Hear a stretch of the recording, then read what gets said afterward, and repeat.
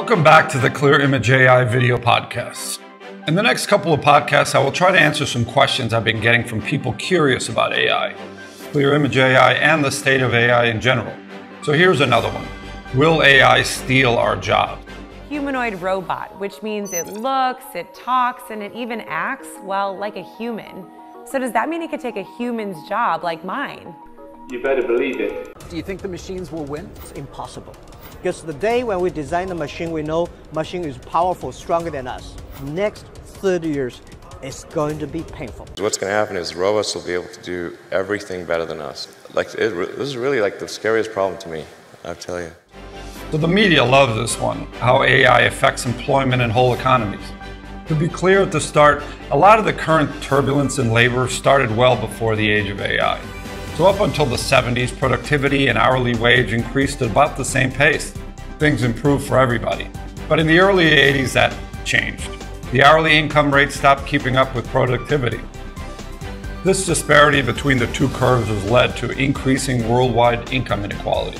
And this is a serious problem for the world and has absolutely nothing to do with AI. And yet, I think we can all recognize that the world is a better place to live in now than ever before. Overall poverty levels have been declining across the globe, and the average human lifespan has been increasing. Chaos and injustice are on the decline, with some very sad and notable exceptions.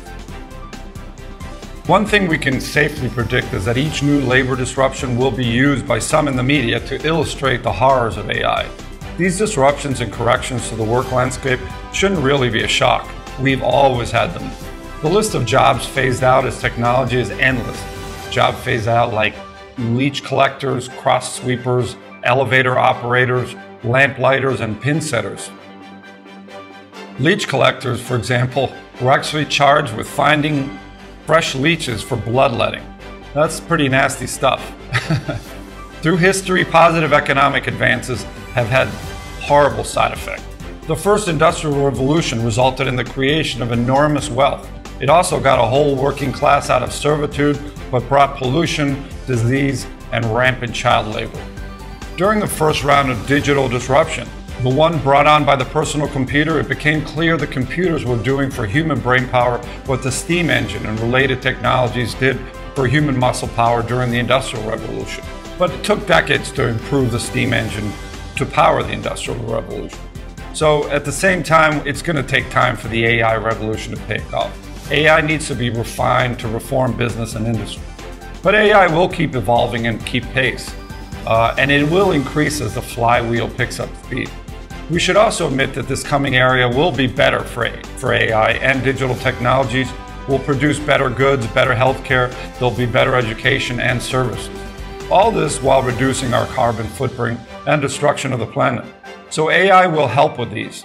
We also have to be mindful that we are at a crossroad. New industries that we can't even imagine yet will spring up, and a bright future awaits. So some jobs will be affected, but they're not going away.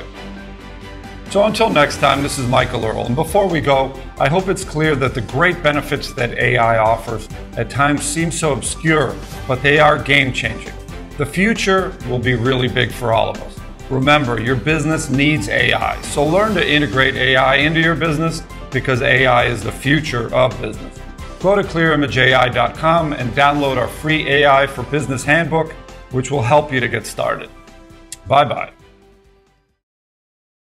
This is really like the scariest problem to me, I tell you.